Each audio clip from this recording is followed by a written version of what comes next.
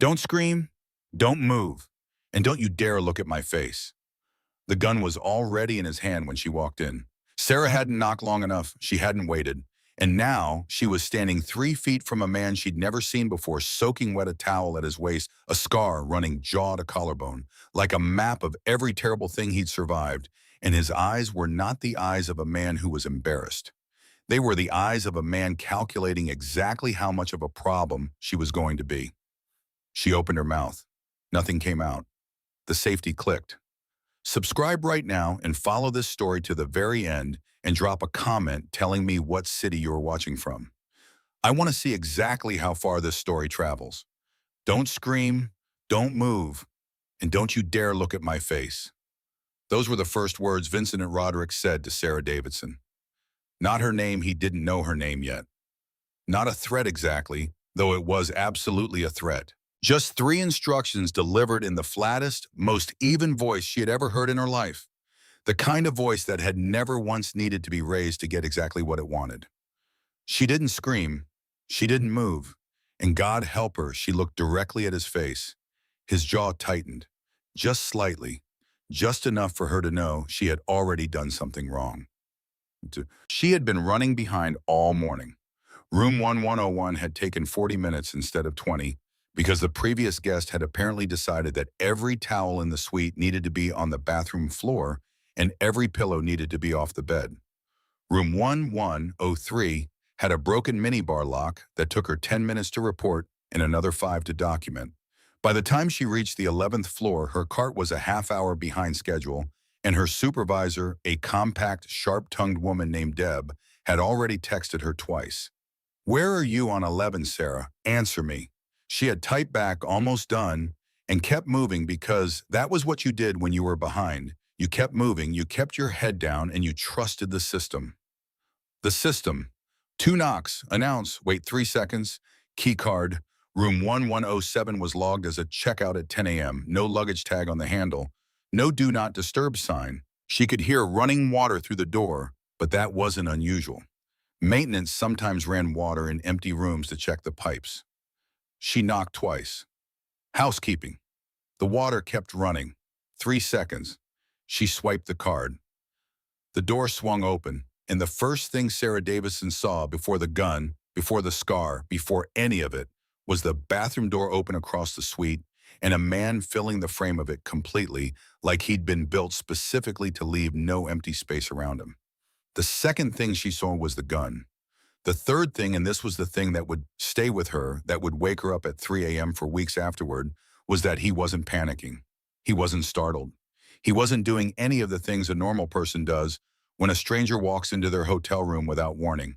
He was simply looking at her, measuring. "Don't scream," he said. "Don't move. And don't you dare look at my face." She looked at his face. That jaw tightened.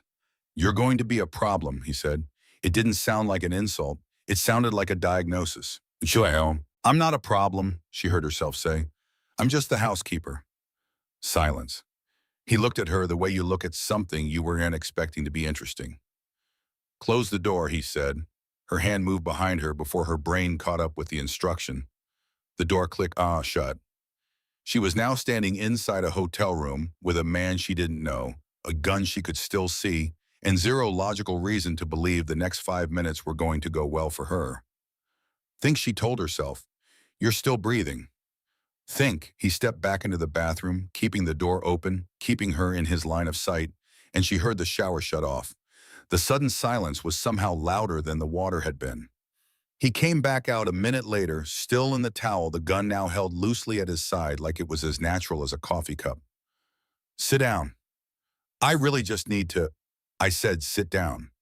She sat. He stood across from her and looked at the gun for a moment. Not at her, at the gun, with the expression of a man deciding whether a tool was still necessary. Then he set it on the dresser. Not put away, not holstered, just set down within arm's reach where they could both see it. A reminder. Or a test. She kept her hands flat on her thighs. "Name," he said. "Sarah." "Full name of Faye." "Sarah Davidson." He nodded once like he was storing it. "How long have you worked here?" 2 years. "You always walk into occupied rooms."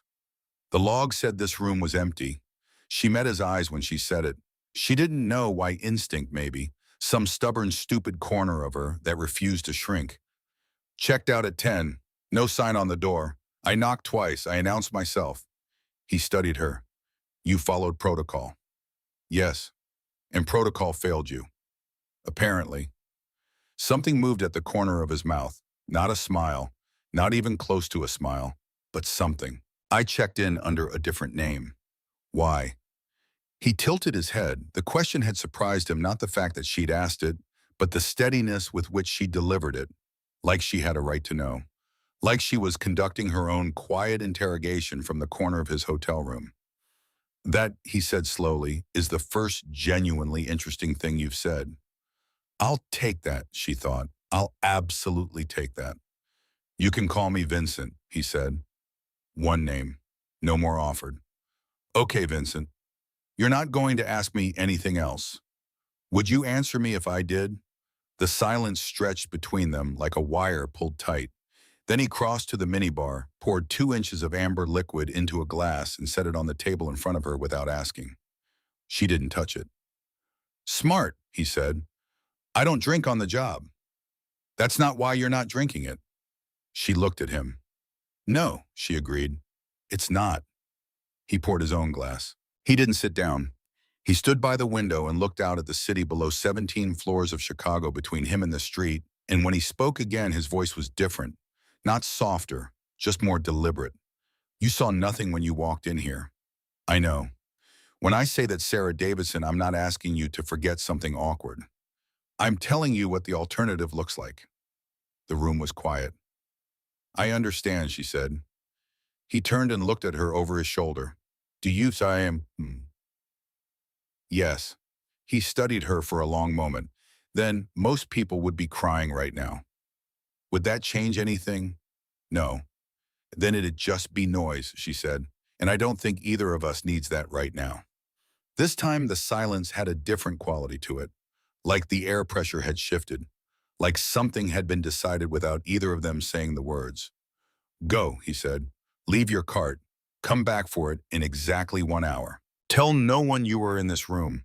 He paused. Tell no one my name. She stood. She walked to the door. She put her hand on the handle. Sarah, she stopped without turning around.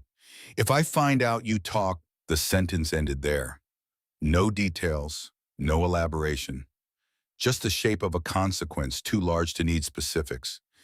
You won't find that out, she said, because it won't happen. She opened the door and walked out. She made it to the service elevator. She made it inside, pressed the button, and waited for the doors to close before she put her back against the wall and let her knees go. Not all the way, not to the floor. She locked them halfway, a controlled descent, hands braced on the steel rail, and just stayed there, breathing with the hum of the elevator cables vibrating through the wall against her spine. A gun, a false name, standard precaution. She pressed the heels of her hands against her closed eyes and made herself think it through. Not emotionally, practically. The way her father had always told her to handle fear, name the facts, Sarah, not the feelings, just the facts, because feelings were noise and facts were something you could actually work with. Fact, a man was staying in room 1107 under a name that wasn't his real name. Fact, he had a firearm and was comfortable enough with it to hold it in front of a stranger without explaining himself. Fact, he had a scar that ran from his jaw to his collarbone, the kind of scar that came from something deliberate, something survived. Fact, he had let her go. That last fact was the one she kept coming back to. That last fact was the one that didn't add up easily. A man like that, whatever a man like that meant, and her gut was assembling a picture she wasn't sure she wanted to look at it directly. A man like that didn't leave loose ends out of courtesy. He didn't let witnesses walk out of hotel rooms because he was feeling generous. He looked at her and made a decision. A specific, calculated decision, and she didn't know if that made her safer or more afraid. The elevator doors opened. She stepped out. She straightened her apron and her ponytail and her face in roughly that order, and she went back to work. 1 hour later, her cart was exactly where she'd left it. She grabbed the handle, kept her eyes forward, moved to room 1108. Knock, announce, wait, swipe, empty. She cleaned it in 18 minutes. Professional, methodical. She remade the bed with hospital corners because that was what the Grand Meridian Standard required, and because having something to do with her hands was the only thing standing between her and the image of that gun, clicking off safety. Her phone buzzed. Unknown number. Don't tell anyone his name, not even yourself. She read it 3 times, then she deleted it. Then she stood in the middle of a room 1108 and thought carefully about what it meant, that because who else could it be had her number? Her personal number, not the hotel line, which meant either someone had pulled it from HR records in the last hour, or he had resources that could reach into hotel employee databases faster than most people could make a cup of coffee. Don't tell anyone his name. Vincent. He'd given her that name himself, so that wasn't the name he meant. There was another name, a real one, Thrain. The kind that apparently couldn't even be thought without consequences. She finished her shift. She clocked out at 4 p.m. She smiled at Deb and said she'd been a little slow today, sorry she'd make it up tomorrow. She rode the red line north, walked 3 blocks to her building, went upstairs, put the chain on the door, turned the TV on low. Then she sat on her couch and allowed herself to think the thought she'd been holding at arm's length all afternoon. He could have killed you, and he didn't. So she didn't have an answer. She thought about it for a long time anyway. 3 days, no sign of him. She watched for signs, she couldn't help it. Room 1107 was cleaned on the morning of day 2 by the other housekeeper on the floor, which meant the room had been officially vacated. He was gone. She should have felt relieved. She noticed without wanting to that she didn't particularly feel relieved. What she felt instead, and she was not proud of this, not at all, was something closer to heightened awareness. Like a frequency had been introduced into the air around her that she couldn't unhear. She caught herself cataloging faces in the lobby, tracking sight lines, noticing when someone's eyes held on her a half-second too long. The man with the newspaper on day 2, heavy set, 40s, shoes too out of posture, too controlled, newspaper held at exactly the angle of someone pretending to read while not reading a single word. He never looked at her directly. She filed it. She kept moving. The man near the service entrance on day 3, leaner, younger, a phone in his hand that he wasn't actually using. He glanced up when she badged in, just for a moment, just long enough. She went to her locker. She changed into her uniform. She told herself she was being paranoid. She didn't believe herself. Day 4, 9th floor, 40 minutes before the end of her shift. The stairwell door opened. The man who stepped out was neither of the 2 she'd been tracking, and that somehow was worse, because the men she'd been watching were surveillance. This man was something else. She knew it before he opened his mouth, the way you know a song is about to change key before the note actually hits. He was well-dressed without being flashy, relaxed without being casual. He had the easy, unhurried confidence of someone who had never once in his adult life needed to raise his voice to be heard.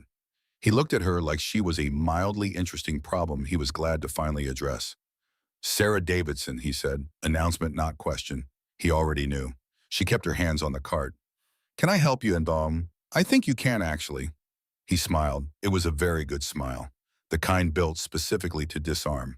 I just need a few minutes of your time. It's about a guest. Someone I believe you had a rather memorable encounter with recently. I meet a lot of guests. Not like this one. He tilted his head. Tall man, dark eyes, carries himself like the room belongs to him, even when it doesn't. A beat. Ring any bells? I'm afraid I can't discuss guests. Of course not. The smile held, but something beneath it, some current running under the pleasantness, shifted in a way that made the hallway feel smaller. But I think if you took a moment to consider your position, Sarah, you'd realize that talking to me, it is by far the better option compared to the alternatives. She looked at him steadily. I don't know what you're talking about. He said you were calm. The man tilted his head, studying her with open curiosity now, like she was something unexpected. He was right about that. Then quietly, the pleasantness dropping just 1 degree. But being calm and being protected are 2 very different things. And right now, sweetheart, the only person standing between you and a very uncomfortable series of questions from people far less polite than me is me. Her stomach went cold, he said. He was quoting Vincent, which meant he knew Vincent, which meant he was what an ally, a subordinate. The way he said the name carried something in it that wasn't quite respect. "My name is Marcus," the man said, straightening his jacket. "Marcus Vane, in case that becomes relevant." He pulled a card from his breast pocket and held it out. She didn't take it. He set it on top of her card instead. "Think about what I've said. I'll find you again when you're ready to talk." He turned and walked back to the stairwell. The door closed. Sarah stood in the empty corridor with the card on her cart, plain white, a phone number, nothing else, and felt the ground she'd been standing on for the past 3 days quietly dissolve beneath her feet. Marcus Vane, she knew that name. Not from before. Not from her own life. She knew it because Vincent had said it on the phone while she was still in that room. She hadn't known then that she was filing it, but she had found out everything about Sarah Davidson. Don't touch anything, he'd said that to someone. And that someone had just been standing in front of her. And the way he'd said Vincent's name had not been the way you said the name of someone you served. It had been the way you said the name of something you were planning to replace. She pushed the cart to the supply closet. She locked it in. She walked to the bathroom at the end of the hall, turned the faucet on cold, and stood over the sink with both hands gripping the porcelain.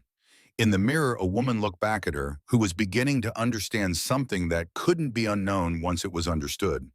She was not a bystander anymore. She had stopped being a bystander the moment she walked through that door. And whatever was coming, whatever was already in motion between Vincent Roderick and Marcus Vane, had already decided she was part of it, whether she agreed to that or not. Her phone buzzed. Unknown number. New one? One line, "Don't speak to Marcus Vane again. Go straight home tonight. Use the front entrance." She read it twice. She looked up at herself in the mirror. He's watching, she thought. He's been watching every second. And the thing she couldn't explain, the thing that frightened her almost as much as Marcus Vane's smile, almost as much as the gun on the dresser, almost as much as any of it, was that the message didn't feel like a leash. It felt like a hand reaching across a dark room, trying in the only way it knew how to catch her before she fell. She turned off the faucet. She dried her hands. She used the front entrance. She used the front entrance.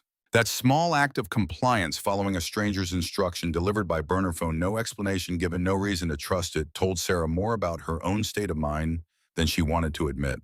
She walked through the Grand Meridian's main lobby with her bag over her shoulder and her eyes straight ahead past the marble columns and the front desk, staff, and the revolving door that pushed her out into the cold Chicago evening, and she told herself it was just common sense.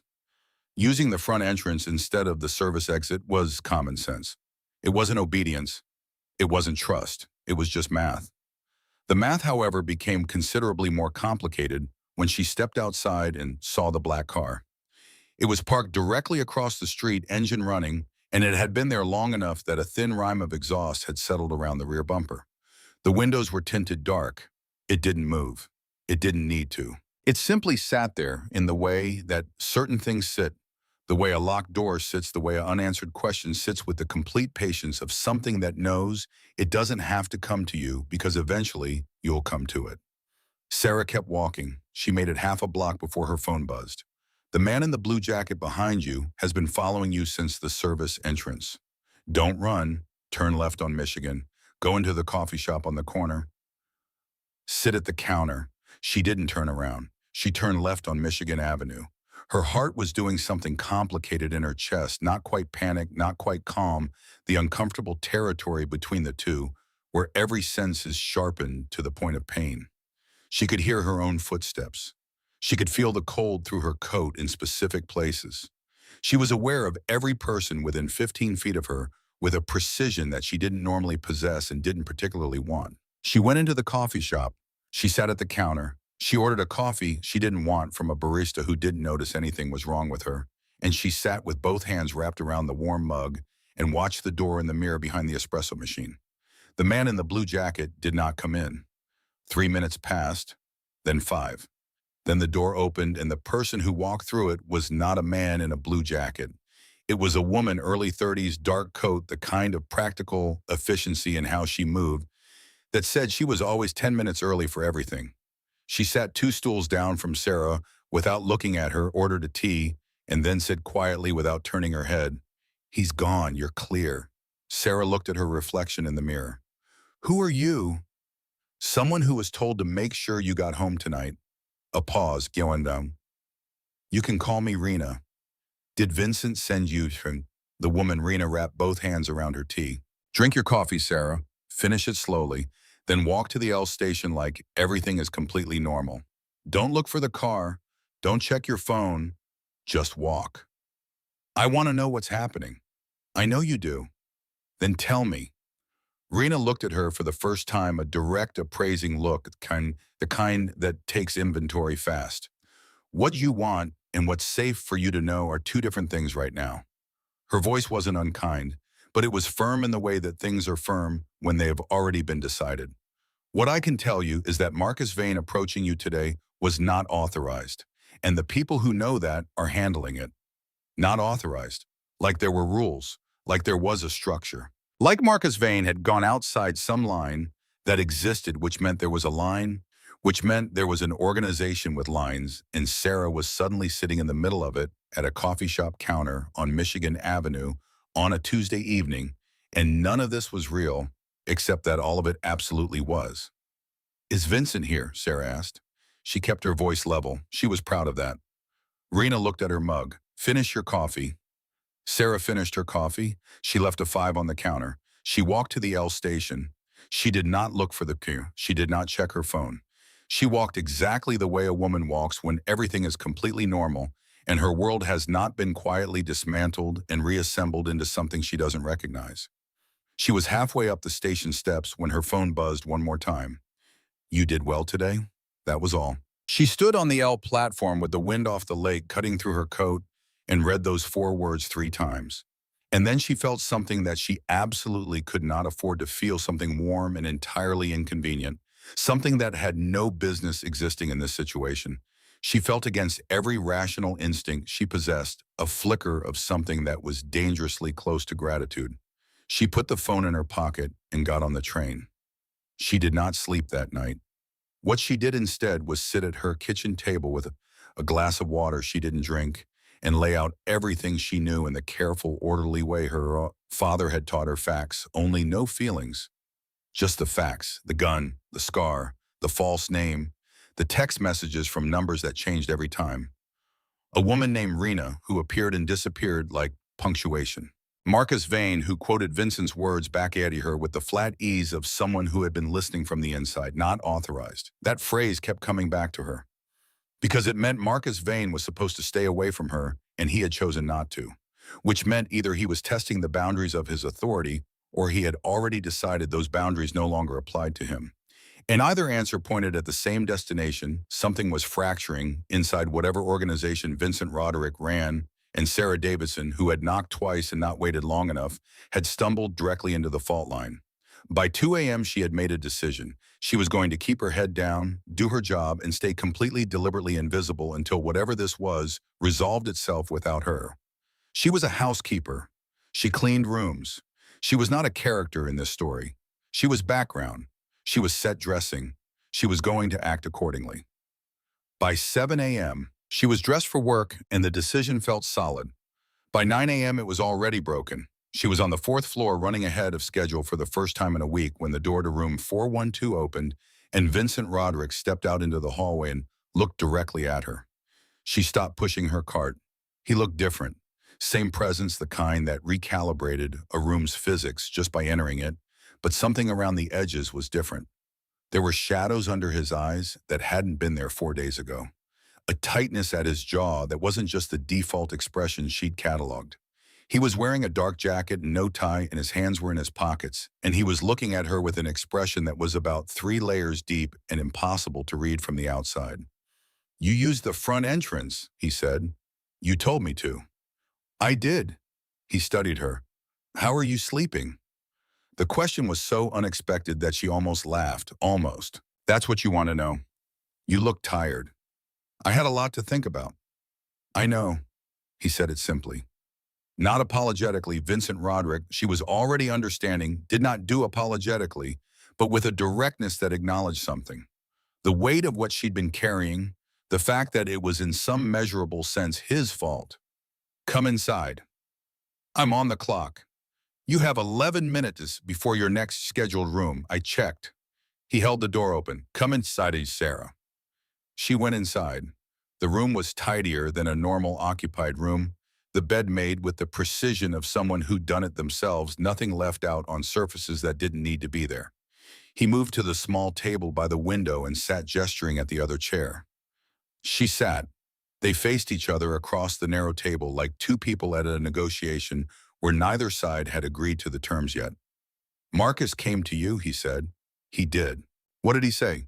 She told him.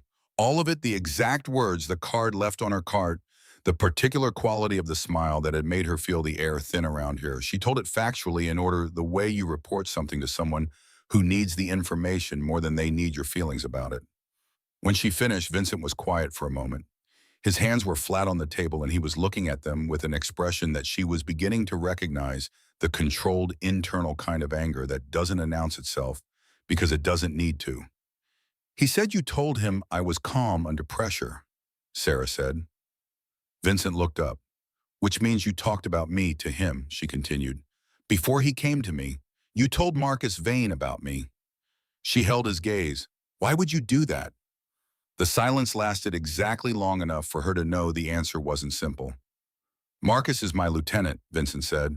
He runs operations when I'm managing the larger picture. He has access to certain information by default. A pause. He was not supposed to act on that information. But he did. Yes. Because he doesn't take orders from you anymore. Vincent's eyes sharpened. What makes you say that? The woman last night, Rhina, she said what Marcus did was not authorized, which means there's a structure, which means he broke it on purpose. Sarah kept her voice steady. A lieutenant who breaks structure on purpose isn't a lieutenant anymore. He's something else. The silence this time had a different texture, denser, the kind of silence that forms around a truth that's been known for a while and hasn't been spoken yet. You're perceptive, Vincent said.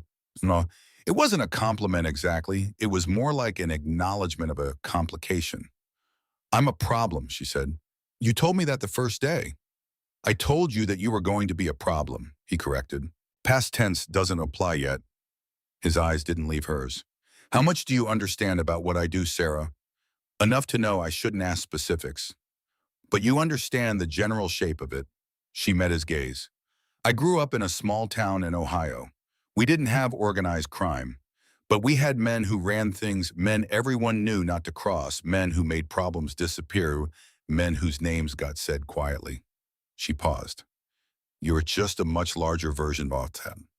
Something shifted in his expression, something that surprised her because it looked almost like being seen, and she didn't think Vincent Roderick was a man who was used to being seen.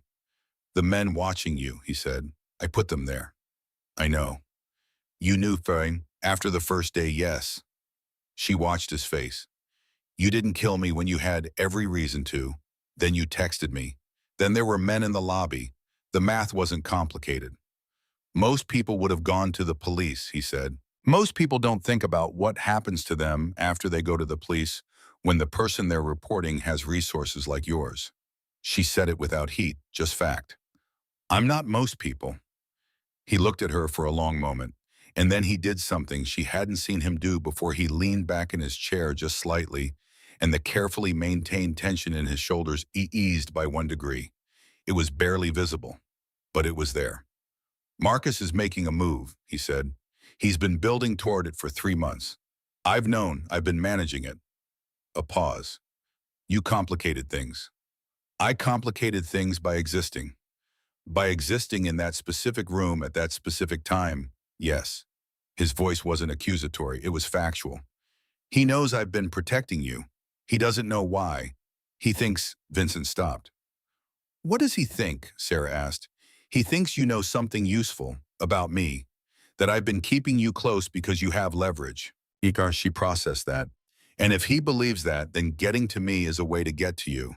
Yes. So I'm not just background anymore, she said. I'm a piece on the board. You became a piece on the board the moment I didn't eliminate you.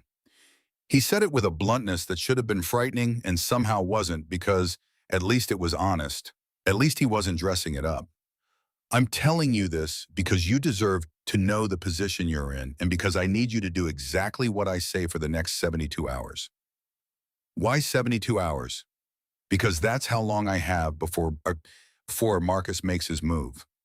The room was very quiet. What happens when he makes his move? She asked. Vincent looked at her steadily. I make mine first. She held his gaze. And where am I when that happens? Somewhere safe. He reached into his jacket and pulled out a small envelope, setting it on the table between them. Inside that is an address, a place on the north side. Rena will take you there if things accelerate before I can reach you. Stay there. Don't use your personal phone. Don't contact anyone from your regular life. She looked at the envelope. She didn't pick it up. You're asking me to disappear. Temporarily. For 72 hours. Possibly less. She looked at him. And after I give you everything you need to start somewhere clean, new ID money, a city of your choosing. His voice was even. You walk away from this completely. No trace, no connection, no reason for anyone to ever look for you again. You've thought about this. I've been thinking about it since the moment you walked through that door. You barely know me, she said. I know enough. He held her gaze. I know you don't panic. I know you think straight under pressure. I know you didn't run to the police or to Marcus or to anyone. You just kept doing your job and made yourself invisible and waited to see what the situation required. He paused. Those are not common things, Sarah. In my experience, they are very uncommon things. She was quiet for a moment. Outside Chicago carried on in its big, indifferent way, traffic and wind, and the ordinary machinery of a city that didn't know or care about any of this. Why did you let me go? She asked. That first day, the real reason. He didn't answer immediately. She watched something move behind his eyes, something that was working through layers of calculation before arriving at something more raw underneath. Because you looked at me, he said finally. She waited, not at the gun, not at the exit. You looked at me. He said it with a kind of precision, like he was measuring each word. Like I was a person. Not a threat, not a power, not a problem to be solved, a person. A beat. I couldn't remember the last time someone did that. The silence that followed had weight in it. Not uncomfortable weight, the kind of weight that settles when something true has been said out loud for the first time. Sarah picked up the envelope. Boom. 72 hours, she said, possibly less. And she stopped herself. She had been about to ask if he'd be okay, and she caught the question before it fully formed because it was not the kind of question that belonged in this room between these two people in this situation, or at least that was what she told herself. She stood. She slid the envelope into her apron pocket. I have rooms to clean, she said. You have 9 minutes. Then I should go. She crossed to the door, her hand on the handle, the familiar geography of leaving. Sarah. She turned this time. She looked at him directly the way she looked at him that first morning, the way that had apparently been the thing that changed everything. He was watching her with an expression that had for just a moment dropped all of its careful architecture. Under the control and the stillness, in the absolute precision, there was something that looked like a man who had been running a very long time and was very tired. Be careful today, he said. Between floors, use the service stairs, not the elevator. She nodded. She left. She used the service stairs. By noon, the envelope was tucked inside her locker under her street clothes, and she was 3 rooms ahead of schedule because moving fast was the only way to stop thinking. By 2 p.m., she was on the 7th floor when her phone buzzed with Rena's number. She had it saved, now one name, no last name. Change of plans. Leave the building now. North exit. I'm outside. Sarah read it. She looked at her half-cleaned room. She thought about Deb, who was going to be furious. She thought about her cart, her schedule, the bed she hadn't finished making. She left the room. She took the service stairs to the ground floor. She went out the north exit. Rena's car was a gray sedan engine running, and Rena herself leaned across and pushed the passenger door open before Sarah had fully cleared the building. Get in. Sarah got in. The car was moving before she had the door closed. What happened? Sarah said. Marcus made his move early. Rena's voice was controlled, but clipped, the kind of control that gets applied to urgency when urgency can't be afforded. He sent 2 men to your apartment 40 minutes ago. The air left Sarah's lungs. My apartment. Your neighbor called the super, said 2 men were trying the door. Super called the police. They were gone before anyone arrived. Rena navigated a turn without looking away from the road. But they were there, Sarah. He escalated. That means he knows Vincent is protecting me. It means he's decided it doesn't matter. Rina checked the mirror. It means this isn't about information anymore. It's a message to Vincent. Using me as a message. Sarah pressed her back against the seat and breathed. Where are we going on? The address in the envelope. Vincent said only if things accelerate. Things accelerated. Rina's eyes stayed on the road. He knows. He's already moving. Sarah thought about the expression on Vincent's face that morning, the shadows under his eyes, the 1 degree of tension that had released from his shoulders when she looked at him like a person. I make mine first. Is he safe? She asked. She said it before she could catch it this time. Rina was quiet for 3 seconds. He's Vincent Roderick, she said finally. He's been safe through things that should have killed him 5 times over. That's not an answer. No, Rina said quietly. It's not. They drove north through the city, with the afternoon light flattening everything to silver and gray, and Sarah sat with the envelope in her pocket and the feeling of the world having closed some distance around her. Not trapping her exactly, but narrowing the way. Horizons narrow when a storm comes in, when the sky pulls close and the air goes still, and everything that was going to happen becomes inevitable. Her phone buzzed. Vincent's number, the current one. 1 word. Trust her. She looked at Rina. Rina, who had found her in a coffee shop when someone was following her. Rina, who had moved with the certainty of someone who had been doing this long enough that fear was just another variable to manage. Rina, who had said he's been safe through things that should have killed him, with the tone of someone who had watched those things happen and still hadn't looked away. How long have you worked for him? Sarah asked. 7 years. Is he a good man? Rina's hands shifted on the wheel. That's not really a yes or no question when it comes to Vincent. I know, Sarah said. I'm asking anyway. Rina was quiet for a long moment, and in that silence, Sarah heard something she hadn't expected. Not reluctance, but weight. The weight of 7 years of a complicated, honest answer. He is not a good man the way a pastor is a good man, Rina said finally. But he is good in the ways that matter when things go wrong. He remembers people. He keeps his word. He doesn't hurt people who haven't earned it. She paused. And he's kept you alive for a week when no one else in his position would have made it past day 1. Sarah looked out the window. Chicago moved past her in pieces. Storefronts, bare trees, people walking dogs, a child on a bicycle. The absolute ordinary, unrelenting normalness of a city that had no idea what was happening inside it. She thought about a gun set down on a dresser. A text that said you did well today. A man who looked tired in a way that had nothing to do with sleep. She did not say what she was thinking, but she kept it. Rina pulled up to a brownstone on a quiet street, cut the engine, and turned to look at her. Inside, 2nd floor. There's food in the kitchen, a clean phone on the counter, and a lock on the door that will hold. Stay off the windows. And then we wait. Rina's eyes were direct and steady. That's all we can do right now. Vincent gave himself 72 hours. He's going to use every single one of them.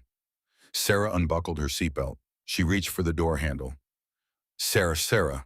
Rina's voice stopped her. She turned. Rina was looking at her with something close to honesty, the bare, unguarded kind. He's never done this before. What he's doing for you. In 7 years, I've never seen him do anything like this. Sarah held her gaze. What has he done? Rina looked at the steering wheel. He asked me to keep you safe, she said quietly, which doesn't sound like much. But coming from him, she stopped. Just go inside. Sarah went inside. She climbed the stairs to the 2nd floor. She sat on the edge of the bed in the clean spare room and listened to Rina's car pull away from the curb below, and she was alone, genuinely, completely alone for the first time since this had all begun. She took the envelope out of her pocket. She turned it over in her hands without opening it. Whatever was inside the escape route, the new name, the Clean, starts somewhere she'd never been. It was contingent on things going the way Vincent intended. On a 72-hour window that had already started shrinking. On a man who had sent 2 words, trust her, and expected her to act on them the same way she'd expected him to act on her word when she said it won't happen.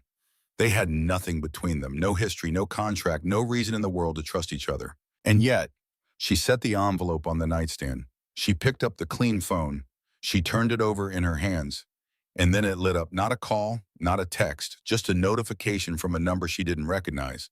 And when she unlocked it, there was a single voice memo waiting for her. She pressed play. Vincent's voice came through the speaker low and without preamble, the way he did everything. If you're hearing this, things have moved faster than I planned. I need you to stay where you are. Don't leave the building, regardless of what you hear outside on the phone anywhere. There are 3 people in the world I trust right now, and Rena is one of them. The other 2 are handling things on my end. A pause. She could hear the faint city noise behind him, wind traffic, the ordinary ambient sound of a man standing somewhere in Chicago, while 72 hours collapsed into something much smaller. You asked me why I let you go, he said. I gave you an honest answer this morning. Here's the rest of it. Another pause. Longer. I've spent 11 years making sure nothing could reach me. Nobody close enough to be used. Nobody visible enough to be a target. And in 45 seconds, you walked through a door and looked at me like I was something worth seeing, and I made a decision I cannot explain rationally, and I have been rational my entire adult life. His voice was even, still controlled, but underneath it something that wasn't controlled at all. Stay inside, trust Rena. I'll come to you when it's done. The memo ended. Sarah sat in the quiet room with the phone in both hands and felt the full weight of what she had walked into settle over her, not the danger, not the fear, but the other thing. The thing that had no name in the language of common sense or safe decisions. The thing that had been building since she'd looked at him across a hotel room and seen past the gun and the scar and the absolute stillness. A man. Outside somewhere in the vast, indifferent city, Vincent Roderick was moving. And Sarah Davidson was waiting. And the 72 hours were already running. The first hour inside the brownstone was the longest hour of Sarah Davidson's life, and she had once spent 6 hours in an emergency room waiting to find out if her mother's chest pain was a heart attack or anxiety. She didn't pace. Pacing was noise, and she had decided somewhere between Rena's car and the second-floor landing that noise was the enemy. Instead, she sat at the small kitchen table with the clean phone face down in front of her, and she made herself think. Systematically. The way you dismantle a problem when the feelings about it are too large to be useful, you set the feelings aside, you pick up the facts, and you work. Fact, Marcus Vane had sent men to her apartment. Fact.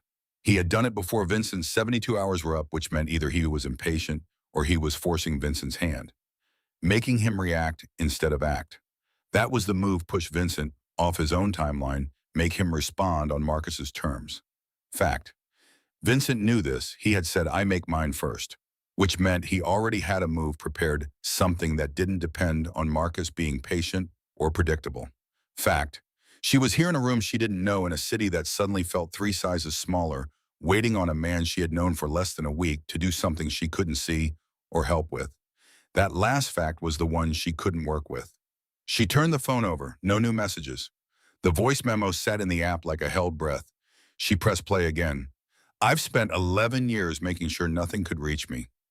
She stopped it. She set the phone down. She pressed the heels of her palms against the table and breathed through it. The thing she wasn't allowed to name, yet the thing that had been growing since that first morning in room 107, like something planted in bad soil that grew anyway, stubborn and inconvenient and entirely unwilling to be reasonable. She needed to do something with her hands. She found the kitchen, small clean, stocked with the kind of careful efficiency that suggested Rena had prepared this place herself, and she made coffee. She stood over the machine and listened to it run and thought about nothing. Just the water and the heat and the small, ordinary miracle of a cup of coffee existing in the middle of everything. The phone buzzed. She crossed the kitchen in 3 steps. Rena, stay put. There's movement on Marcus's side. Vincent is aware. Movement. The word sat in her chest like a stone. She typed back, what kind of movement? 3 dots. A pause that lasted long enough for her to consider every possible answer and find none of them acceptable. Rena. The kind that means stay away from the windows. Sarah stepped back from the window. She stood in the middle of the kitchen with her coffee and her fear, and she understood with the specific clarifying kind of understanding that only arrives when the situation removes all remaining exits, that she was completely, irreversibly inside this now. There was no version of the next 72 hours that returned her to the woman who pushed a housekeeping cart down an 11th floor hallway and worried about being behind schedule. That woman was gone. What was left was someone who had to figure out very quickly what she was instead. The second hour passed, then most of a third. She heard it at the edge of the third hour, not from outside, not from the street, but from the stairwell. A sound that was almost nothing. The careful, deliberate, near silence of someone who was trying very hard not to make noise on a wooden staircase, and mostly succeeding. Sarah set down her coffee. She looked at the kitchen. She looked at the hallway. She looked at the door, which had a deadbolt and a chain, and which Rena had said would hold. The footsteps, because that's what they were, she was certain now stopped just outside. 3 seconds of silence. Then a knock. 4 quick, precise raps with no hesitation between them. She didn't move. Sarah. The voice was low, controlled, familiar in a way that did something complicated to her chest. It's me. She crossed the room and undid the chain and the deadbolt and opened the door, and Vincent Roderick was standing in the hallway looking like a man who had just walked through something and made it out, but only just. There was a cut above his left eyebrow, not deep but fresh, the kind of thing that needed attention and hadn't gotten it yet. His jacket was gone. His shirt was dark enough that she couldn't tell, except that there was a tension in how he was holding his right side, a careful, deliberate stillness that her eyes went to immediately and that he clocked her noticing immediately. "I'm fine," he said. "You have a cut on your face." "I'm aware. And you're holding your ribs like at least 2 of them are cracked." Something almost like a smile. "Bruised, not cracked." He stepped inside. She closed the door behind him, put the chain back the deadbolt, both hands pressing the locks home with a force that was probably disproportionate to what they were actually capable of stopping. "You didn't ask if I was going to knock before you opened it," he said. "I knew your knock," she said. And then, because that sentence had revealed more than she'd meant it to, she turned away from the door and crossed to the kitchen. "Sit down. Let me look at that cut." "Sarah." "Sit down, Vincent." He sat down. She found a first aid kit under the sink. Of course there was a first aid kit. Rena had thought of everything, and she pulled out what she needed, and she sat across from him at the kitchen table, and she looked at the cut. Up close with the kitchen light between them, he looked even more exhausted than he had that morning. Like the architecture that held him upright was operating on reserve. "Hold still," she said, and pressed a dampened cloth to the cut. His jaw tightened. He held still. "What happened?" she asked. "Marcus moved earlier than I anticipated. He had a third team I hadn't accounted for." He said it the way a chess player says, "I didn't see that move, not alarmed, just noting a miscalculation." "I adjusted." "Adjusted," she repeated. "Is that what we're calling it?" "What would you call it?" "I'd call it you got jumped by people who work for your own lieutenant and you came here bleeding instead of going to a hospital, but I'm not familiar with your vocabulary." Something genuine crossed his face, something caught off guard, almost rueful. "I can't go to a hospital." "I know." She applied the antiseptic. He absorbed the sting without a sound. "Where are the men, Marcus's men?" "Handled." Handled meaning they won't be a problem. His eyes met hers over the cloth between them. "I'm not going to walk you through it, Sarah." "I'm not asking you to." She held his gaze. "I'm asking how many people we're dealing with, how close Marcus is, whether the 72 hours is still the timeline or whether it's already gone." He was quiet for a moment. Watching her with that look she'd cataloged, now the one he used when she said something that recalibrated whatever category he'd put her in. "The timeline moved," he said. "Marcus is consolidating faster than expected. He's been building alliances inside the organization for 3 months, and some of the men I thought were mine." He stopped. A beat. "Weren't." The weight of that landed between them plainly. "How many?" she asked. "Enough to matter." His voice was even, but something underneath it wasn't. Something that sounded like a man working very hard not to feel the specific personal sting of betrayal. "There are still men loyal to me, enough, but the window for handling this quietly has closed." "So what does that mean?" "It means tonight is the night." He met her eyes. "Not 72 hours. Tonight." Sarah set down the cloth. She looked at him, the cut she'd cleaned, the way he was still carefully not moving his right side, the particular exhaustion of a man who had been running a long time and was approaching the end of the road he'd set out on and finding it looked nothing like he'd planned. "Marcus has one vulnerability," Vincent said. He's smart, he's patient, and he's been building toward this for months. But he has one thing he's never been able to fully control, and that's his need for confirmation. He needs to know that what he's doing is working. He needs to watch it land. A pause. Which means he's not running the final move remotely. He's here, in the city, within reach. You know where? I will within the hour. He looked at her steadily. I have a meeting tonight. A location Marcus doesn't know about with men he hasn't turned. If I can get there, get organized, move before he's ready, I can end this tonight, cleanly. And if you can't get there, I can get there. Vincent. She said his name the way you say a name when you need someone to stop managing the conversation and answer the actual question. What happens if something goes wrong tonight? The silence lasted 4 seconds. She counted. There's a bag in the closet in the room you were in, he said. Cash, a passport, new ID. Already made up. If I don't contact you by midnight tonight, Raina takes you to O'Hare and you use it. And you, don't worry about me. I'm already worrying about you, so that instruction is about 4 days too late. The words came out before she could architect them into something more careful. And she watched them land on his face, watched something open, and then discipline itself closed in the span of about a second. He looked at his hands on the table. You shouldn't, he said. Quiet, honest. I'm not someone you should be worried about. Probably not, she agreed. And yet, the kitchen was very still. Outside, somewhere in the city, things were in motion, men moving plans, executing the invisible machinery of a world she'd walked into by accident, grinding toward its resolution. But in this small room with the coffee she'd made going cold on the counter, there was just the two of them, and a silence that had gradually stopped being empty and started being something else entirely. I need to ask you something, she said, and I need you to answer me honestly. He looked up. Is there any version of tonight where you don't come back? He held her gaze for a long moment, and then because he was Vincent Roderick and apparently constitutionally incapable of comfortable dishonesty, yes. She nodded once. She'd known the answer. She'd asked anyway because she needed to hear him say it, needed it to be real and named and sitting between them, instead of hovering at the edges of everything unsaid. Okay, she said. Okay, he repeated. He looked at her like he was trying to understand her, like she was a language he almost spoke.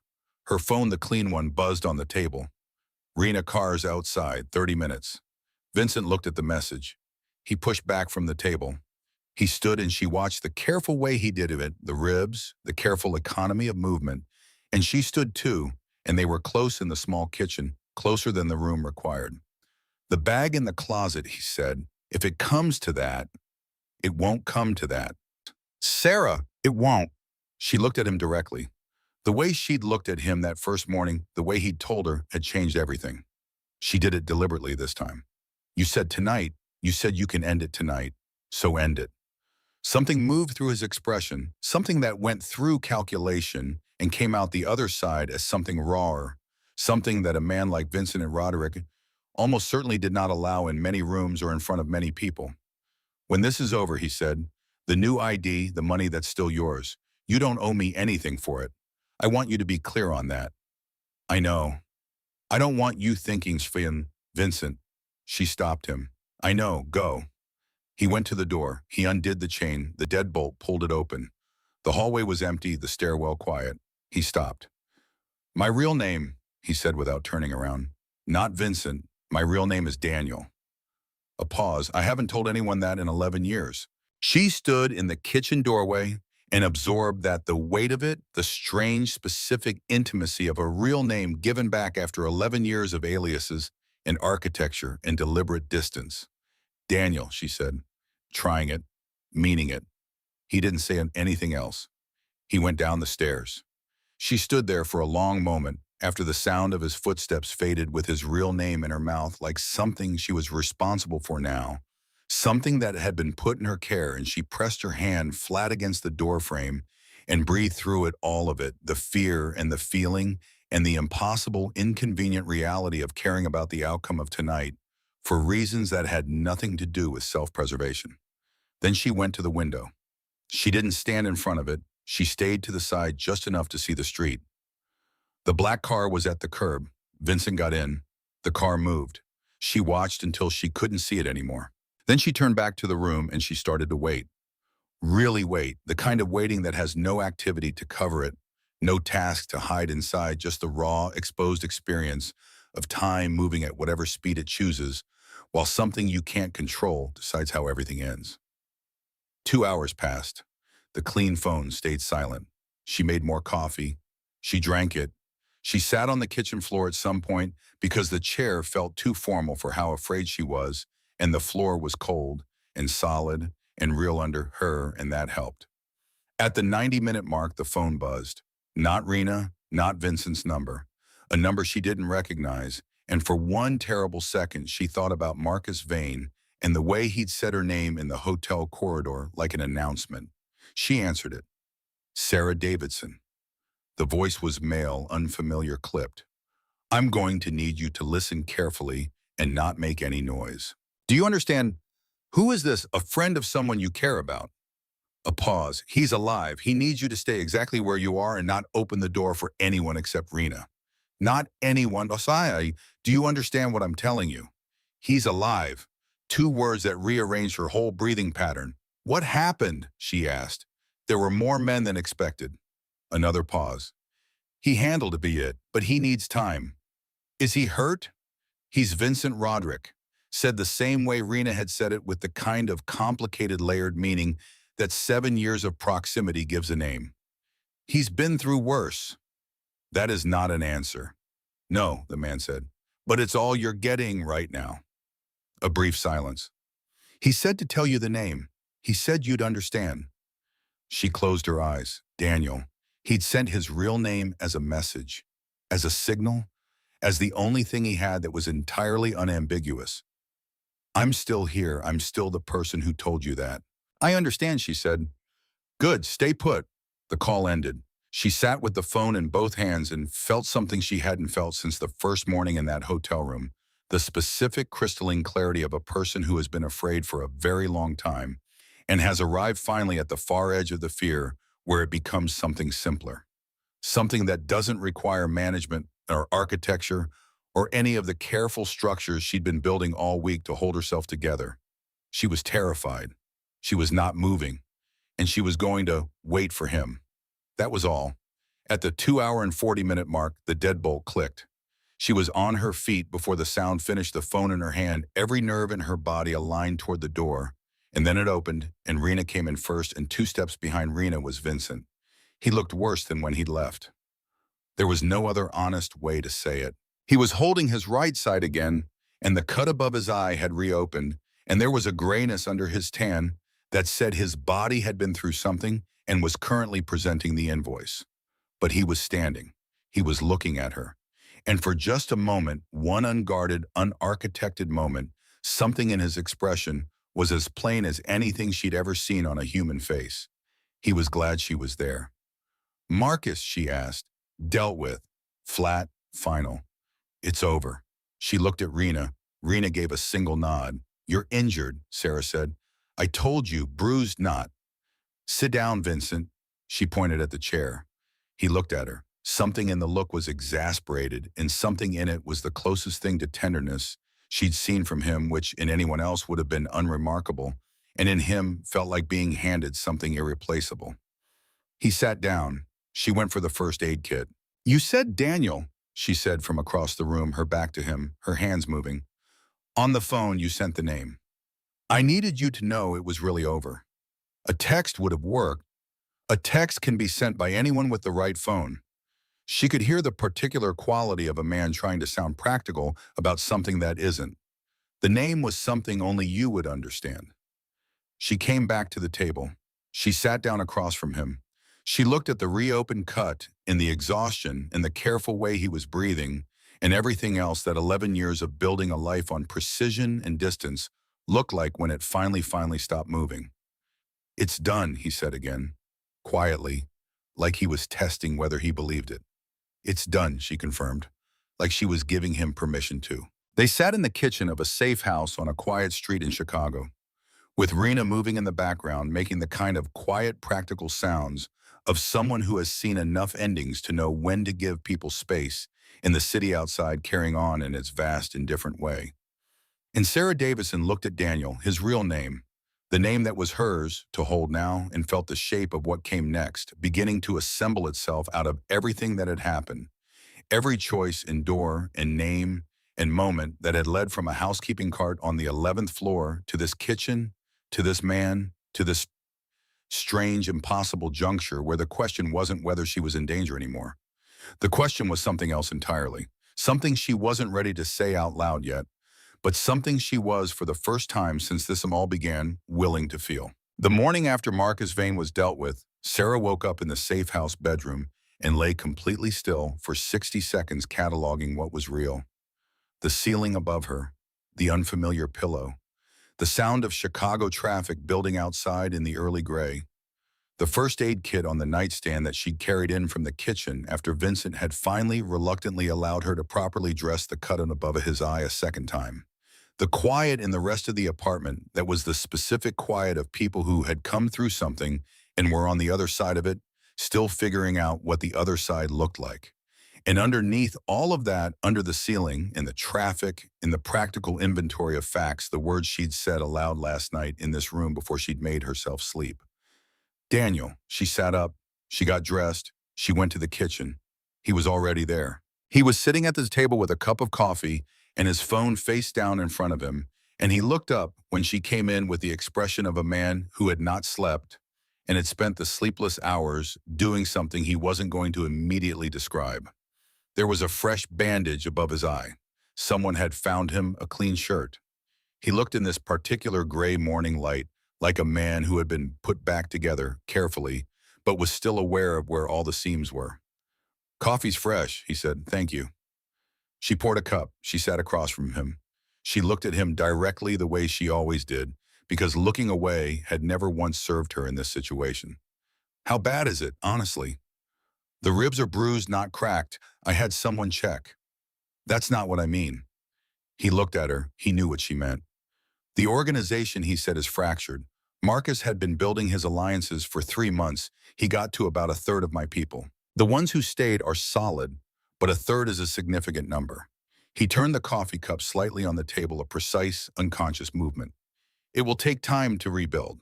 And while us being rebuilt, there are other organizations in this city who will see the fracture as an opportunity, meaning more threats, meaning a complicated few months."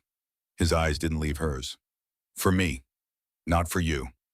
She felt the shape of where this was going, the way you feel weather before it arrives, in the pressure change, in the quality of the air. "The offer still stands," he said. "The bag in the closet, everything you need. Rena can have you on a plane to wherever you choose within 6 hours." "I know. I want you gone before the complications arrive." He said it with a directness that was so absolute it almost didn't hurt, except that it did, because directness delivered without cruelty is somehow worse than cruelty. "Not because I want you gone, because I need you somewhere that isn't inside the blast radius of whatever comes next." Sarah put both hands around her coffee mug. She thought about Millfield, Ohio, about the small apartment on the north side she'd been renting for 2 years, the job she'd been good at without being proud of the life she'd been living, while waiting for something she couldn't name it to tell her what came next. She thought about the woman she'd been 8 days ago pushing a cart down an 11th floor hallway, running behind schedule, worried about Deb's texts. She thought about a real name given in a hallway, sent as proof of life through an intermediary because it was the only thing that couldn't be faked. "Where would you go?" she asked. He blinked, just slightly. It was the question he hadn't expected. "After the complications," she clarified. "If you could go anywhere, not operationally, not where you need to be, where would you go?" He was quiet for a moment. Outside, the traffic was building to its morning pitch. Somewhere in the building, a pipe knocked once. The ordinary percussion of a city that had no idea this conversation was happening. "I don't know," he said. And the honesty of it, the unguarded admission that a man who had planned the 11 years of his life down to contingency protocols and encrypted accounts had no answer to that question, landed between them with a weight that was almost visible. "That's the saddest thing you've said to me," she told him. "And you've said some very heavy things." Something moved at the corner of his mouth. "Almost." "Where would you go?" "Somewhere with a coast," she said immediately. I've lived inland my whole life. I want to be somewhere I can hear the water. He looked at her with that look, the cataloging look that had become over the course of 8 days something else. Not cataloging, remembering. Rena will be here at 9, he said, to take you to the airport. Wherever you want, she'll book it on the way. Sarah nodded. She drank her coffee. She did not say what she was thinking, because what she was thinking was complicated and inconvenient and had no safe place to land in the world that was being offered to her. A clean break, a new name, a coast somewhere, the life she'd been waiting for. Without this, without him. Logical, she told herself. Correct. The only sensible conclusion to an insensible situation. She stood up. She went to the closet. She pulled out the bag heavier than she'd expected and brought it to the kitchen table and unzipped it. Inside, a passport in a name she didn't recognize yet, a driver's license to match a folded document that looked like a lease agreement for an apartment she'd never seen. And underneath all of that, wrapped in a rubber band, a stack of bills that made her stomach go quiet, in the particular way that abundance does when you've been managing without it for a long time. And at the bottom of the bag, small enough to almost miss a silver charm on a thin chain, a compass rose, the kind of thing that could be symbolic or could be practical, and was probably knowing what she now knew about how Vincent Roderick's mind worked deliberately both. She picked it up. That was separate, he said, from the table. His voice had changed by 1 degree. She looked at him. You put this in here. He didn't answer, which was an answer. A compass, she said. So you always know which direction you are going. He held her gaze. I'm not trying to. He stopped. He who never stumbled over words, who delivered every sentence with the precision of a man who had learned that language was a tool and tools should be used correctly. He stopped, and the stumble was so unexpected and so human that it physically hurt her somewhere in her chest. I wanted you to have something, he said finally. That was mine. So you'd have proof that this was real and not something you'd imagined. She held the compass in her palm. She thought about proof, about the specific terror of being the only person who knows something happened the way a dream fades and leaves you with nothing to hold. She thought about a man who had been operating without proof of his own humanity for 11 years, who had just handed her the closest thing he had. Vincent, she started.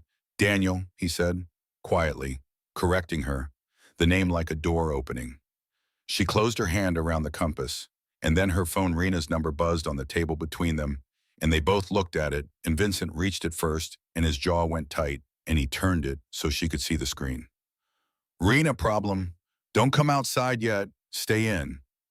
Then 10 seconds later, Marcus had a partner, someone above him. We didn't know. The kitchen went very still. Vincent was already on his feet. Phone to his ear, the one from his jacket, moving with the specific controlled speed of a man shifting from a state of rest into operational mode, and Sarah watched the transformation.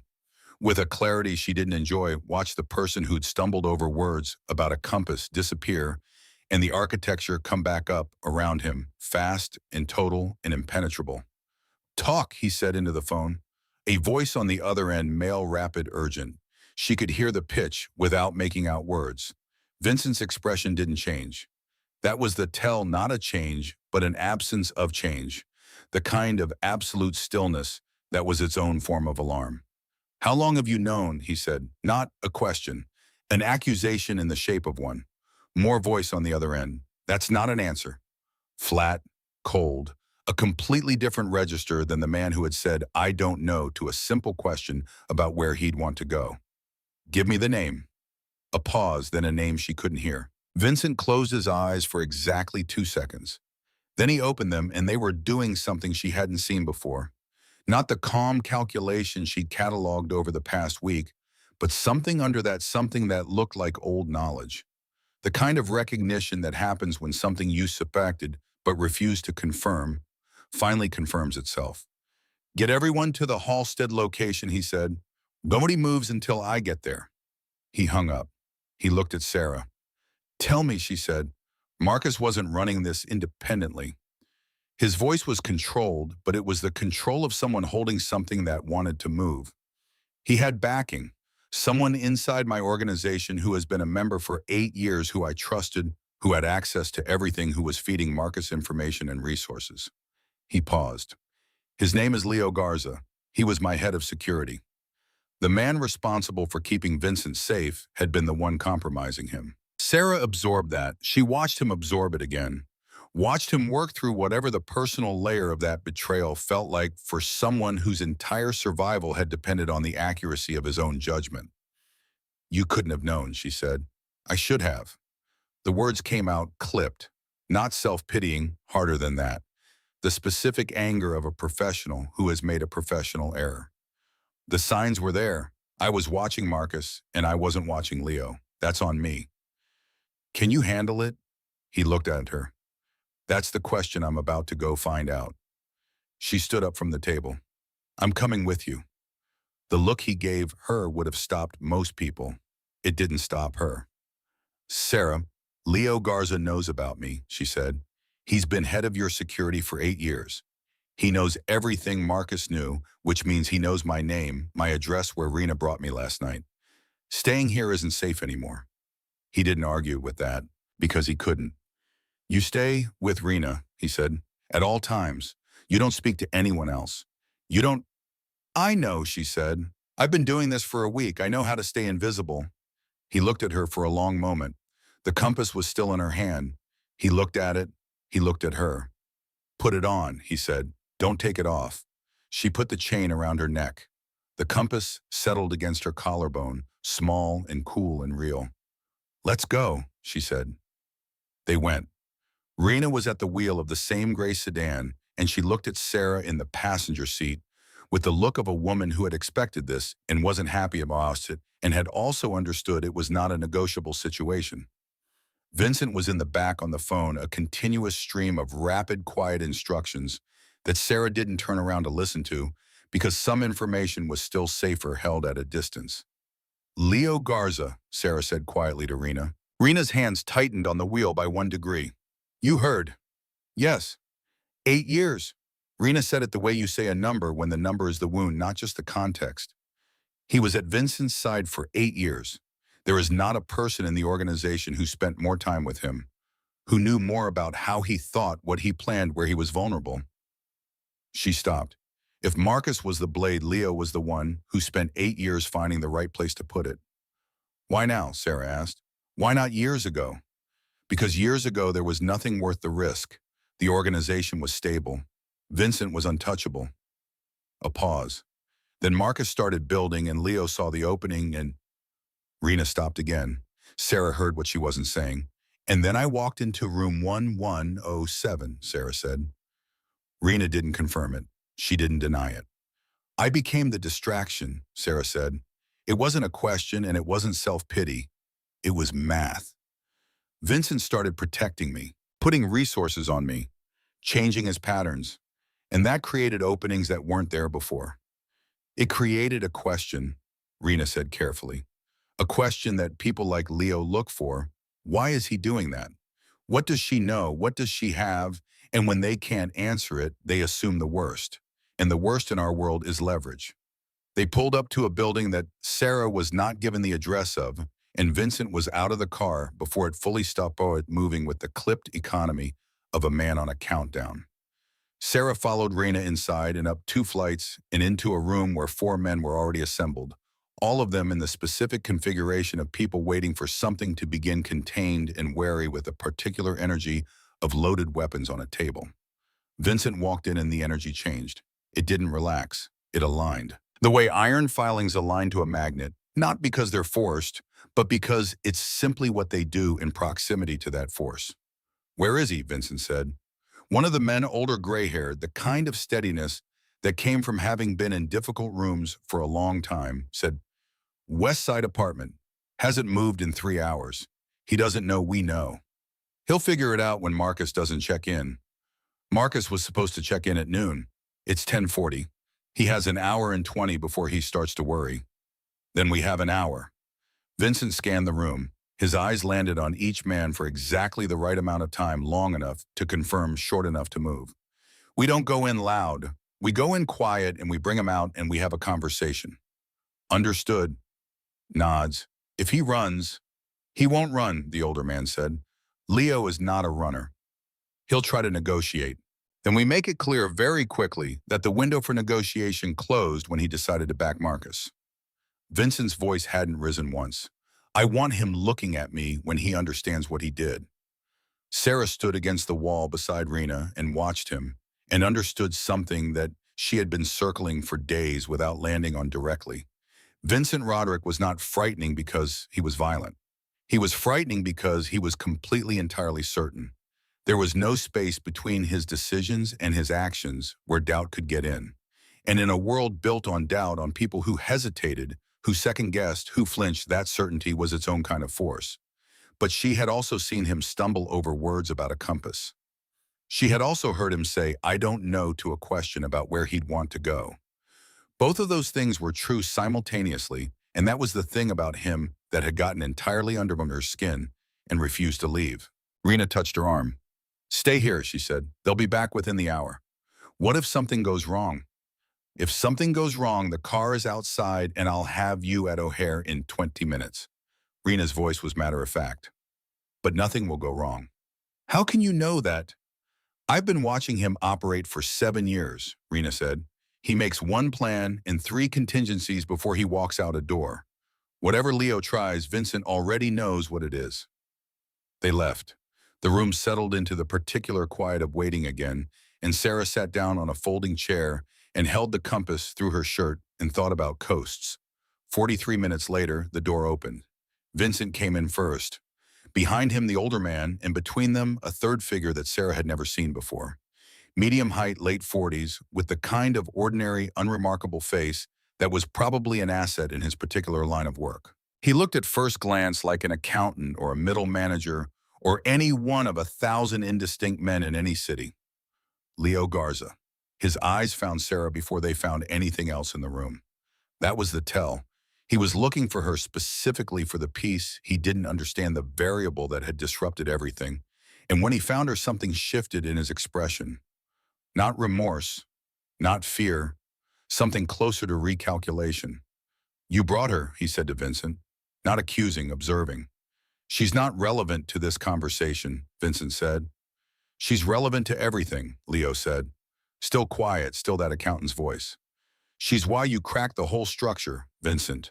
One woman in a hotel room, and you started making decisions that didn't make sense, and Marcus saw it, and I saw it, and we both asked ourselves the same question. Who is she, and what does she have on you? Because the man we knew for 8 years doesn't make mistakes like that.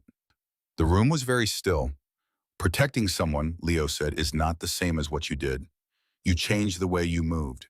You changed communication protocols. You put Rena on personal protection detail for a housekeeper.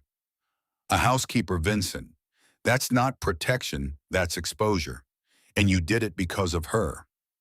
His eyes went back to Sarah, and in them, she saw something that had nothing to do with strategy or organization or any of the things he was talking about. She saw something personal, something that had been watching and measuring and finding in the gap between who Vincent was and who he'd been acting like a vulnerability to use. She made you human, Leo said, and human men make mistakes. The silence after that was the loudest silence Sarah had ever stood inside. Vincent looked at Leo with the particular terrible calm of a man who has just heard the thing that matters most to someone else and is deciding what to do with it. And Sarah watched that happen and felt the weight of it, the way her name had become a weapon in this room, the way her presence had been the crack in the wall that an 8-year-long betrayal had worked its way through. You're right, Vincent said. Leo blinked. She changed my patterns, Vincent said. Simply, without shame. And that was a mistake strategically, I'll own that. He took a single step closer to Leo, and his voice didn't change in pitch or volume, but the room got smaller. But here's the difference between you and me, Leo. I made one mistake because of who she is. You made 8 years of choices because of who you aren't. He paused. You were never loyal. You were positioned. And there's no version of this conversation where those two things are equivalent. Leo looked at him. Something in his face went flat in the way faces go flat when the calculation is over and the outcome is clear. What happens now, he said. Now you tell me everything, Vincent said. Everyone Marcus brought to his side, everyone you communicated with, every plan that's still in motion, all of it. Tonight. And then you disappear, Vincent said. My version of disappear, just gone. Out of this city, out of this business, out of any association with anything connected to me. You get to keep breathing. That's the offer. Leo looked at him for a long moment. You'd let me walk. I'd let you walk, Vincent said, because you gave me 8 years of genuine work before you decided to burn it. That counts for something. Not everything, but something. A beat. I want it in writing, Leo said. You're not in a position to want things, Vincent said. But yes, you'll have it. Leo sat down. He started talking. Sarah stayed against the wall through all of it, the names, the dates, the architecture of a 3-month plan to dismantle everything Vincent had built, and she listened with the same careful, quiet attention she'd been applying to this world all week. Filing, cataloging, understanding that the world she'd walked into had more rooms than she'd initially seen, and each room had its own weight. It took 2 hours. When it was over, Leo was escorted out by the older man, and the other 3 dispersed with the quiet efficiency of people who had tasks and knew what they were, and the room emptied until it was just Vincent and Sarah and the particular silence of aftermath. He sat down. For the first time since she'd known him, he sat down like a man who needed to. She sat across from him. He wasn't wrong, she said. Vincent looked at her. About you making different decisions because of me. She held his gaze. He was wrong about why, but he wasn't wrong that it happened. Vincent looked at his hands, the bandage above his eye, the careful stillness of a man who was tired in a way that sleep wouldn't fix. No, he said, he wasn't wrong. Does that bother you? He looked up. Does it bother you that I complicated your operation, that I became a vulnerability you couldn't afford? She turned the compass over under her shirt, feeling its small, solid weight. Yes, it bothers me that people almost died because you chose to protect me. Nobody died who didn't choose to be in that position, he said. That's not what I mean, and you know it. He was quiet for a moment. Outside, Chicago was doing its evening thing, darker now. Lights coming on, the city settling into its nighttime register. Somewhere out there was a brownstone safe house in a bag with a passport and a new name and a coast somewhere waiting to be lived in. When this is cleaned up, he said, it will be stable. More stable than it was, actually, because the rot is out now. I know where the cracks were. I know what to reinforce. He paused. It'll take 3 months, maybe 4. She waited. I've never asked anyone to wait for anything, he said. I have no right to ask that. No, she agreed. You don't. The silence stretched. But if someone were willing to, he said very carefully, looking at the table rather than at her, to take that bag and go somewhere with a ghost and stay there for 3 or 4 months. And then he stopped. He looked up, and his eyes were completely unguarded in a way she'd only seen once before in a hallway when he'd given her his real name. I have no right to ask that, he said again. No, she said again. You don't. He nodded. He looked away. But you could, she said, if you wanted to. He looked back at her. Ask, she said. You could ask.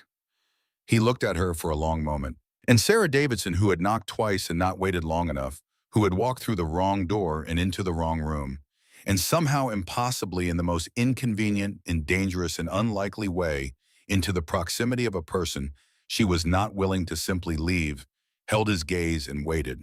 There's a town on the Oregon coast, he said. Quiet, like something being retrieved from a long time ago. I drove through it once. I was 23. I never had a reason to stop. She felt something settle in her chest, warm and solid, the feeling of a door opening onto something that might, with time and patience and all the complications that came with it, be real. That sounds like a reason, she said. He looked at her like she was something he had not planned for and had been trying to plan around, and had finally, in this room, in this city, at the end of this particular week, stopped trying to plan around. 3 months, and he said, I'll need the address, she said. Of the town.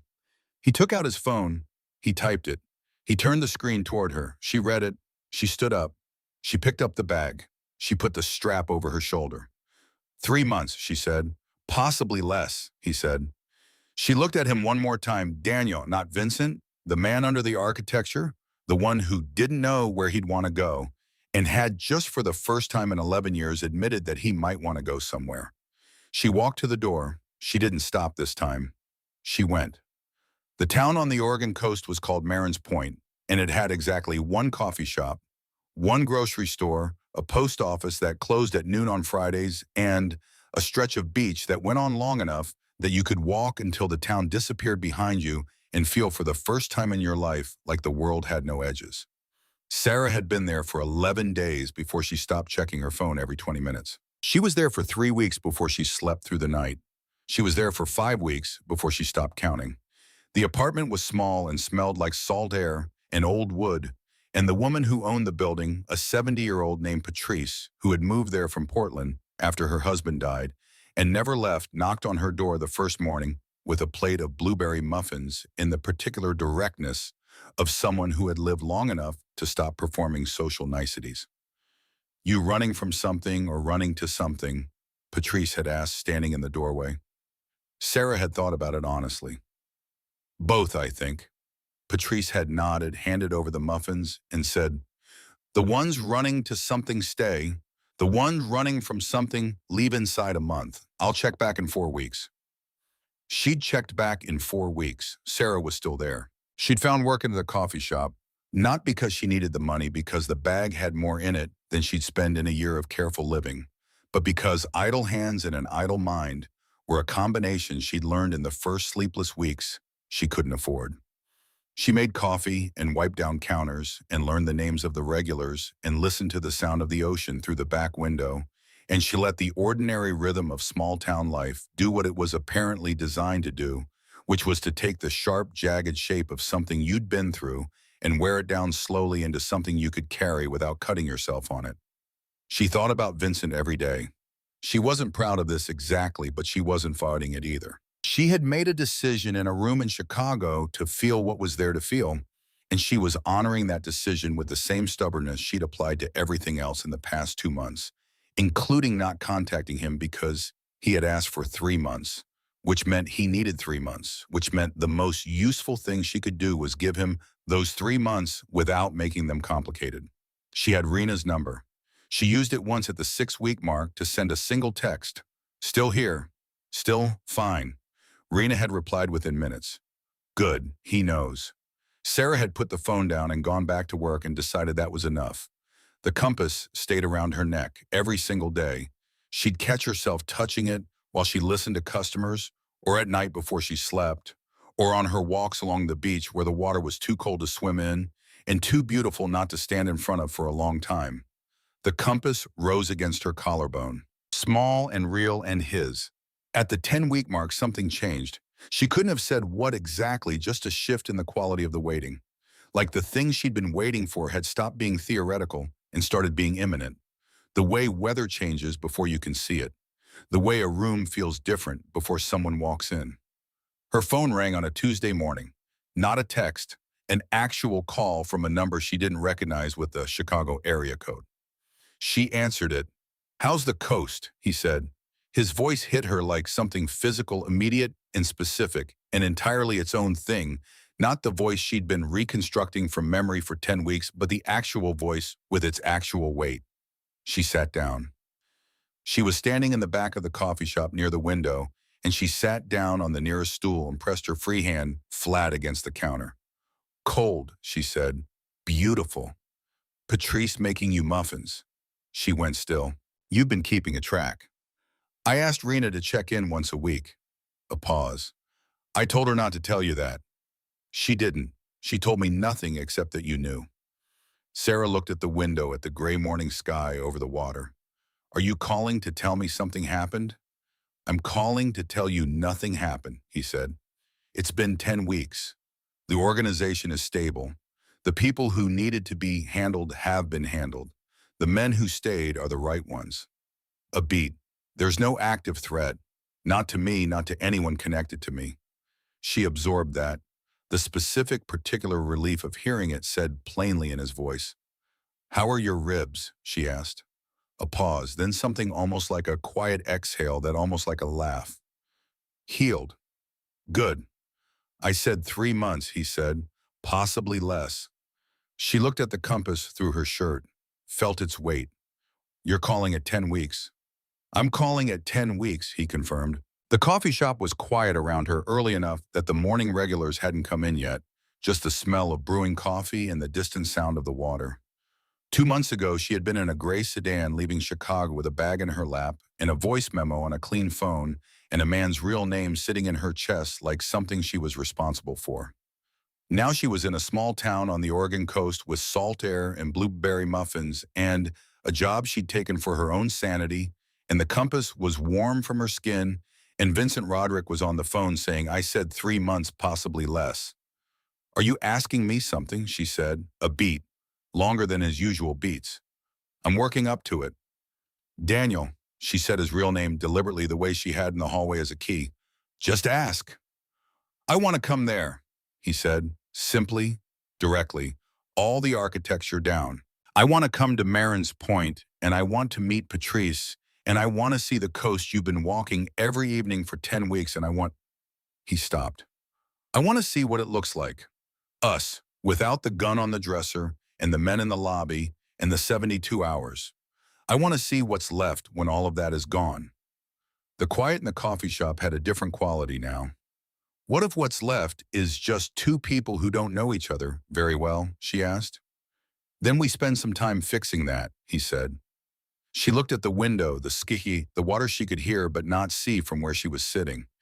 She thought about Patrice's question, running from something or running to something, and about the answer she'd given, and about the fact that the thing she'd been running toward had just called her from a Chicago number to say the roads were clear.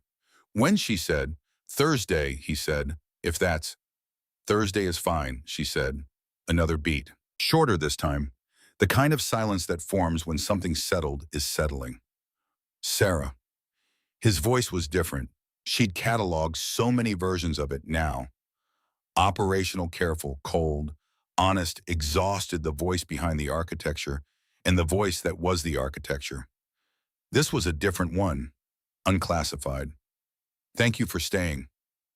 "I said I would," she told him. "I know, I just—" A pause. "Thank you."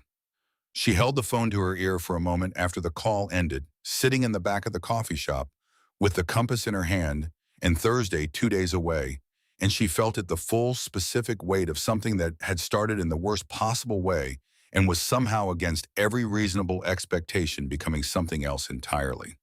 She went back to work. She did not tell Patrice, but Patrice knocked on her door that evening anyway, with the expression of a woman who had been reading People for 70 years and had read this one correctly. "Someone's coming," Patrice said. "Thursday," Sarah said. Patrice looked at her for a moment. "The running from, or the running—" Sarah touched the compass through her shirt. "The reason for both," she said. Patrice nodded once with the specific satisfaction of someone who has been waiting for a story to arrive at its correct destination.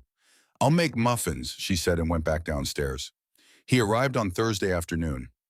She heard the car before she thought a rental, nothing like the black Chicago cars she'd associated with him, which was already a different thing. She was standing on the small porch of the building when it pulled up, and she watched him get out, and for a moment she just looked. He looked different too. Or maybe not different, maybe just like himself, without the context that had framed him the entire time she'd known him. No gun on the dresser, no cut above the eye, no operational urgency in the set of his shoulders. He was wearing a dark jacket, and he was standing on a small-town Oregon street, looking at her with an expression she had never seen on his face before, because it was not an expression she'd ever been given the opportunity to see, unguarded, unhurried, and quietly simply glad. He crossed the sidewalk. He stopped at the bottom of the porch steps. "Hi," he said. It was the most ordinary word he had ever said to her, and it rearranged something in her chest. "Hi," she said back. He looked at the compass at her neck. She'd worn it outside her shirt today, for no reason she'd examined too closely. He looked at it for a moment with the expression of a man who is receiving evidence that something he wasn't sure was real is in fact real. Then he looked at her. "You're smaller than I remembered," he said. She laughed, actual unguarded surprise, and the sound of it made him smile fully for the first time in the entire history of her knowing him. It changed his face completely. It made him look like someone who had been young once and had forgotten and was just now remembering. You're exactly as tall as I remembered, she said. It's oppressive. He came up the steps. He stopped in front of her, and they were closer than the porch required, and she looked up at him with the same directness she'd always used, the one that had apparently started all of this, the one that had made him file her in a different column. The organization, she said. You said stable. What does stable actually mean? It means I have people I trust in the right places and a structure that doesn't depend on any one person, including me. He held her gaze. It means I can be here without it falling apart. In the longer term is something I'm rethinking. He said it carefully, not evasively carefully, the way you say something you've been working out for weeks and are now saying aloud for the first time. I've been running the same operation for 11 years. I built it from nothing, and I've protected it at the cost of everything else. And then 10 weeks ago, I stood in a room and watched a woman I'd known for 8 days drive away toward a coast she'd never seen, carrying a compass that used to be mine. And he stopped. She waited. I thought about what I was going back to, he said. And for the first time in 11 years, I didn't want it the same way I'd always wanted it. The porch was very quiet. The ocean was doing its thing in the distance, constant and indifferent and enormous. You're not going to walk away from it, she said. Not an accusation, just honest. No, he said, not completely, not immediately, but there are ways to restructure, ways to pull back from the parts that require, he looked at his hands briefly, the parts that require the most of me, the parts that made it impossible to let anyone get close. He looked at her. I'm not offering you perfect, Sarah. I can't. My history is what it is, and the next few years are going to be complicated in ways I can't fully predict. I know, she said. I'm offering you real, he said. Whatever that looks like, between two people who started this wrong, and somehow he shook his head slightly. I'm offering you the coast and the muffins and Patrice and everything that comes after that. With me, if you want it. She looked at him. Daniel, not Vincent, though he was both, had always been both, and she was not under any illusions about what that meant or what it would require. She had spent 10 weeks on a small town porch deciding what she actually wanted, what she was actually capable of, what the weight of this particular history felt like when held over time instead of in crisis. She had her answer. I made you a list, she said. He blinked. A list of things I need, if this is going to work. She reached into her jacket pocket and pulled out a folded piece of paper. Actual paper, not a text, not a note on a phone, and held it out to him. He took it. He unfolded it. He read it. She watched him read it, watched his eyes move down the page, and watched whatever was in the list land on his face in different ways. Something almost like amusement at one point, something more serious at another, and then at the bottom an expression she couldn't catalog because she hadn't seen it before. He refolded the paper. He put it in his jacket pocket. Number 7, he said. What about it? You wrote, tell me the truth even when it's inconvenient. He looked at her. I already did that. From the beginning. I know, she said. It's on the list because I want it to stay true, not just in emergencies. She held his gaze. Every day, even the boring days, even when the truth is uncomfortable and ordinary and not life or death, even then, he considered that. She could see him considering it, the same careful layered processing she'd watched him apply to everything, except this time it was personal, and he wasn't trying to hide that it was personal. Yes, he said. Yes to the whole list, she said. Or yes to number 7. Yes to the whole list, he said, especially number 7. The moment held between them warm and weighted and real, and then the building's front door opened below them, and Patrice appeared at the bottom of the porch steps with a plate of muffins and the expression of a woman who had absolutely been watching from the window. You must be the reason she stayed, Patrice said to Vincent, looking him up and down with a frank assessment of someone who had stopped being polite about it decades ago. I hope so, Vincent said. Patrice looked at Sarah. He's taller than I pictured. I told you, Sarah said. I'm Patrice, Patrice said, holding the muffins up toward him. I run this building, and I make better muffins than anyone in a 50-mile radius. You're welcome to both opinions. Vincent took a muffin. He bit into it. Something on his face, something that had absolutely nothing to do with muffins, settled further. She's right, he said to Sarah, about the muffins. Patrice went back inside satisfied and the screen door closed behind her, and Sarah stood on the porch with Vincent Roderick with Daniel with the man who had put a gun down on a dresser and let her walk out and spent 10 weeks making sure she was safe and come here on a Thursday afternoon in a rental car with his real name and a list he'd just agreed to, and she thought about everything that had led here. A housekeeping card on an 11th floor, a door opened too soon, a gun a-scar, a voice that didn't need to raise itself to fill a room.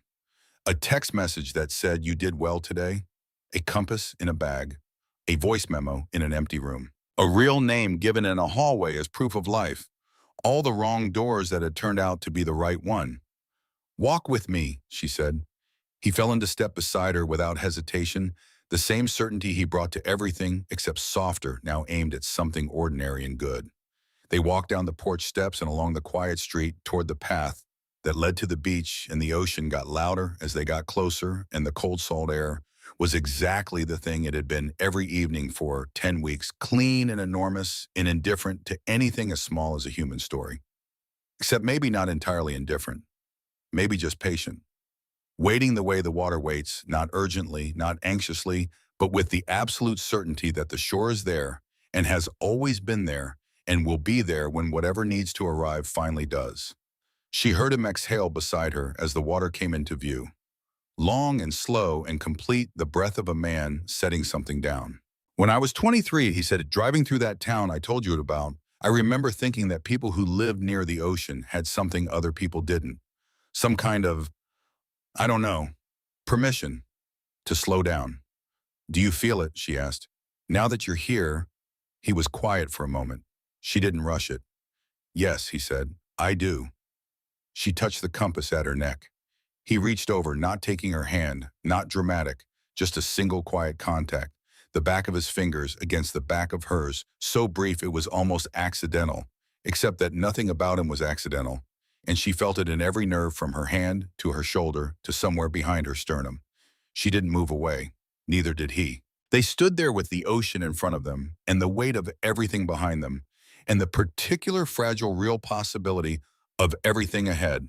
And Sarah Davidson, who had knocked twice on the wrong door and walked through it anyway and survived what was on the other side, and come out the other side with a compass and a name and a list and a man who had agreed to every item on it, felt something settle into place in her chest that had been restless for longer than 8 days, longer than 10 weeks, longer than 2 years in a hotel in Chicago. Something that had been waiting for exactly this, for a coast in a Tuesday morning, muffin, and a person whose truth was inconvenient and complicated and entirely completely worth it. She turned and looked at him. He was already looking at her. "Welcome to Marin's Point," she said. He looked at her with his real face, Daniel's face, the one under everything, the one that had been waiting 11 years to stop being hidden, and he said quietly, like something he'd only just understood, "I think I've been trying to get here for a long time." And that was true. For both of them. In every way that mattered, it was exactly finally true.